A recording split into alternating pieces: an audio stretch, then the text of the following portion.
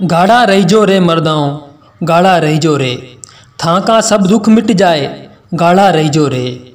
सभा महीना घुस जावे अन्याया की फौज, बंदूका तलवारा चाल सी, तो मत करीजो सोच, गाढ़ा रहीजो रे मर्दा, गाढ़ा रहीजो रे। मंच पर इस गीत को गाते हुए नानक जी भील शहादत को प्राप्त हुए थे। जोहार साथियों, आज हम उस महान शहीद के बारे में बात करेंगे जिसके स्वर्णिम इतिहास को दबा दिया गया। अपनी मातृभूमि वतन के लिए शहीद होने वाले वीर को न जाने क्यों भुला दिया गया। जो उसे इतिहास में स्थान मिलना था वो नहीं मिल पाया। आज यदि इतिहास को हम टटोलेंगे तो उसमें इक्के दुक्के पन्नों पर आधा अधूरा ही शहीद नानक भील मिलेगा।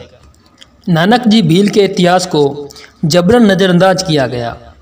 लेखकों, इतिहासकारों की कलम शहीद नानक पर कभी चली ही नहीं। इतना भुला दिया कि नानक जी शहीद कब हुए, इनका शहादत दिवस कब है, ये भी स्पष्ट पता नहीं है। कहीं पर मिलता है कि नानक जी 13 जून 1922 को शहीद हुए थे, तो कहीं पर मिलता है कि 2 अप्रैल 1923 को शहीद हुए थे। यदि हम बूंदी जिले में लगी शहीद नानक जी भील की मूर्ति को देखें तो उसके नीचे शहादत दिवस के रूप में सिर्फ 1922 सन लिखा है, जो कि बिल्कुल गलत है, सही नहीं है। न जाने क्यों इतिहासकारों ने इस भारत के लाल से भेदभाव किया, जिससे कि इतिहास में नानक जी धुंधला ही रह गया। यदि हम नानक जी भील को भूला बिसरा शहीद कहें तो कोई गलत बात नहीं। साथियों, शहीद नानक जी भील के इतिहास को जानने के लिए मैंने बहुत छानबीन की। जो भी जानकारी इतिहास मुझे मिला मैं सादर आपके सामने पेश कर रहा हूँ। नानक जी के फ़ोटो के लिए सोशल मीडिया, किताबों में मैंने बहुत छानबीन की, पर नानक जी का साफ साफ फ़ोटो नहीं मिला। एक मूर्ति वाला फ़ोटो लिया, वो भी क्लियर साफ नहीं था। इस कारण मैंने सोचा क्यों ना शहीद नानक जी भील का एक नया फ़ोटो मैं ही तैयार कर दूं। इस प्रकार इस वीडियो के लिए एक ही दिन में मैंने यह नानक जी भील का फ़ोटो बनाया। कैसा लगा ज़रूर बताना। तो फिर आइए अब हम वीडियो शुरू करते हैं। राजस्थान के बूंदी जिले के बरड़ क्षेत्र के धनेश्वर नामक गांव में 1890 में एक आदिवासी भील परिवार में नानक जी का जन्म हुआ। इनके पिता का नाम भेरू भील था। नानक जी बचपन में अपने आस पड़ोस के भील बच्चों के साथ नदी नालों, पहाड़ों पर बहुत खेले तथा बच्चों के साथ कभी कभार मंडलियाँ बनाकर शिकार भी करने जाते थे, जिसका नेतृत्व बालक नानक करता था। जैसे जैसे बालक नानक बड़ा होता गया, उसके साहस, विवेक व स्वतंत्र विचारों से लोग प्रभावित होने लगे और नानक की बातों की ओर ध्यान देने लगे। अब नानक जी 20-22 वर्ष की उम्र पार कर चुके थे। अब नानक जी बालक नहीं रहे थे, वो एक सजग सत्यवादी युवा बन चुके थे। नानक जी धीरे धीरे अपने गांव की पंचायतों, बैठकों में भाग लेने लगे। अपने स्पष्ट वक्तव्य व स्वतंत्र विचारों के कारण पूरे बरड़ क्षेत्र में नानक जी भील का नाम विख्यात होने लगा। नानक जी आजीवन अन्याय व गुलामी के घोर विरोधी रहे। कभी कभार यदि किसी के साथ पंचायत द्वारा अन्याय हो जाता तो नानक जी पंच पटेलों से भी झगड़ा कर लेते थे। अपनी मातृभूमि पर जान लुटाने वाला, लोगों के दुखों में काम आने वाले नानक जी भील का परिवार बहुत ही गरीब था। फिर भी अपने उच्च विचारों व समाज सेवा के कारण नानक पूरे बरड़ क्षेत्र में सम्मान पाता था। यह समय वो चल रहा था जब राजस्थान में अंग्रेजी फरमानों व राजा रजवाड़ों के जुल्मों, भ्रष्ट अधिकारियों से किसान व मजदूर वर्ग परेशान हो रहा था। लगानों को बढ़ाया जा रहा था। इस प्रकार लाग बागों व मनमाने अत्याचारों से परेशान होकर मजदूर व किसान वर्ग हर जगह विरोध आंदोलन कर रहे थे। उस समय बिजोलिया का विशाल किसान आंदोलन भी चल रहा था। वह आसपास छोटे मोटे आंदोलन भी पनप रहे थे। और उसी समय बूंदी के बरड़ क्षेत्र में रियासत द्वारा 25 प्रकार के लाग बाग जबरन किसानों से वसूले जा रहे थे। बरड़ क्षेत्र में हर तरफ किसानों व मजदूरों में रोष पनप रहा था।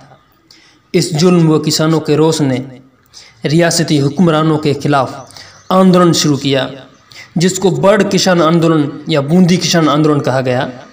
इसका नेतृत्व भंवरलाल शराफ, राम नारायण चौधरी, माणक्य लाल वर्मा, नानक भील व नैनूराम आदि कर रहे थे।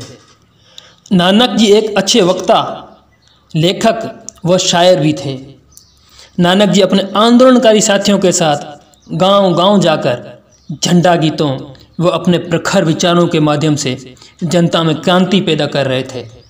नानक जी इस आंदोलन में इतने मगन हो गए थे कि उन्हें अपने परिवार की आवश्यकताएं, ज़रूरतें तक याद नहीं रही।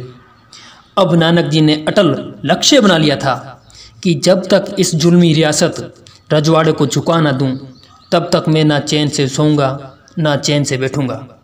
नानक के ऐसे जज्बे, क्रांतिकारी भाषणों ने सारी जनता में क्रांति की लहर पैदा कर दी थी। अब अंग्रेजी हुक्मरानों व रियासती जुल्मियों को इस आंदोलन से डर लगने लगा। अब वो भी अपनी शक्ति एकत्रित करने लगे तथा इधर किसानों ने डाबी किसान पंचायत का निर्माण कर लिया था। अब आंदोलन दुगनी रफ्तार से बढ़ने लगा। रियासती प्रशासन आंदोलनकारियों को बार बार चेतावनी दे रहा था, पर आंदोलन अब विकराल रूप धारण कर लिया था। अब अपने हक अधिकारों को लेकर ही शांत होने वाला था। अब वो समय आ गया था जब नानक जी भील को मातृभूमि अपने वतन के लिए शहीद होना था।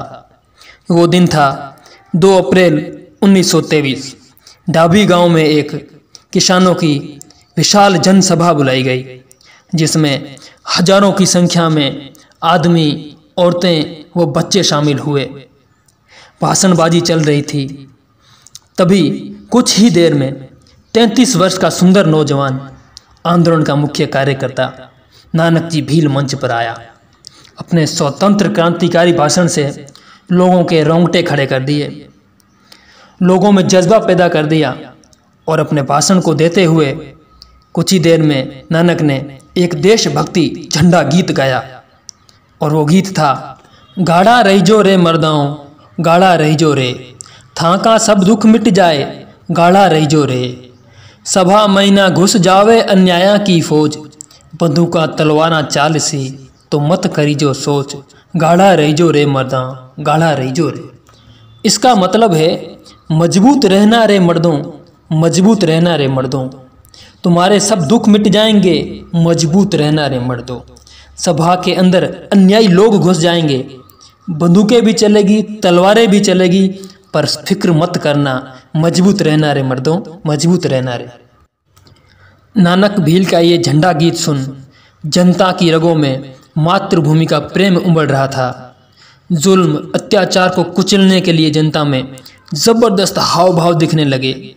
तभी पास खड़े रियासती पहरेदार पुलिस अधीक्षक इकराम हुसैन से ये नानक भील की आवाज़ सहन नहीं हुई और उन्होंने थानेदार कल्याण सिंह व हेड कांस्टेबल सरदार मल को आदेश दिया कि इस बैठक को ख़त्म कर दो।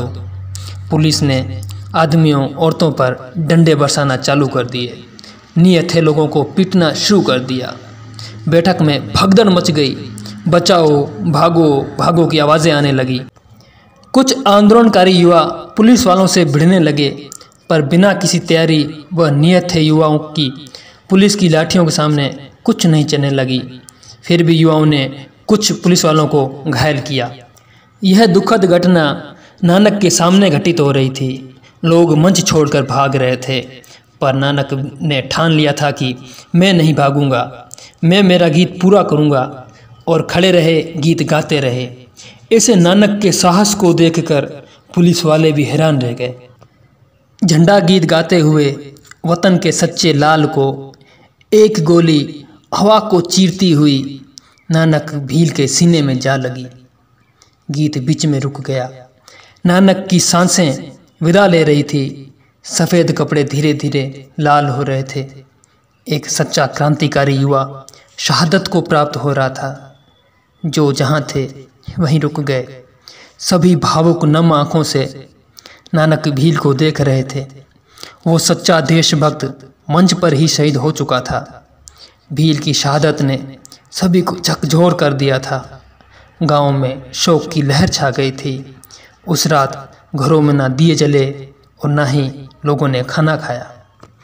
अगले ही दिन शहीद नानक भील के पार्थिव शरीर को पालकी में अच्छे से सजाया गया और अगले 4-5 दिनों तक घर घर नानक भील के पार्थिव शरीर को घुमाया गया ताकि लोग इस अमर शहीद को आखिरी बार देख सके तथा नानक भील के विचारों व क्रांति को जिंदा रख सके। लोग इस अमर शहीद की शहादत को कभी ना भुला पाए और घर घर गांव-गांव से नारियल लाए गए और देवगढ़ की एक उत्तम जगह पर महान वीर की चिता को पवित्र नारियलों से सजाया गया और इसी नारियलों की चिता पर शहीद भील के शरीर का अंतिम संस्कार किया गया। इस प्रकार विचित्र अंतिम संस्कार व अद्भुत शहादत के साथ शहीद नानक भील अमर हो गए। नानक भील की याद में माणिक्यलाल वर्मा ने एक अर्जी गीत लिखकर गाया था। साथियों, नानक जी भील की शहादत दिवस को लेकर एक उलझन है। बूंदी में लगी नानक जी भील की मूर्ति के नीचे शहादत वर्ष ही लिखा है, जो कि 1922 लिखा है। लोगों से पूछने पर लोग बताते हैं कि 13 जून 1922 को नानक जी का शहादत दिवस है। पर यदि हम बूंदी किसान आंदोलन का इतिहास पढ़ें या कोई अच्छी बड़े लेखकों की किताबें पढ़ें, जिसमें सर्वविदित है कि 2 अप्रैल 1923 को डाभी गांव में एक किसान पंचायत हुई थी कि यानी बड़ी किसानों की सभा हुई थी, जिसमें नानक जी भील को गोली लगी थी और उसी दिन 2 अप्रैल 1923 को नानक जी शहीद हुए थे। और भी छानबीन करने से पता चलता है कि डाभी किसान सभा में 2 अप्रैल 1923 को नानक जी शहीद हुए थे। 13 जून 1922 का कोई तथ्यात्मक प्रमाण नहीं मिलता है। इस कारण मैं शहीद नानक जी भील का शहादत दिवस 2 अप्रैल ही मानता हूँ, जो कि सही है। ऐसे भारत के रत्न भूले बिसे शहीद अमर शहीद नानक जी भील को मेरा तहे दिल से जोहार नमन।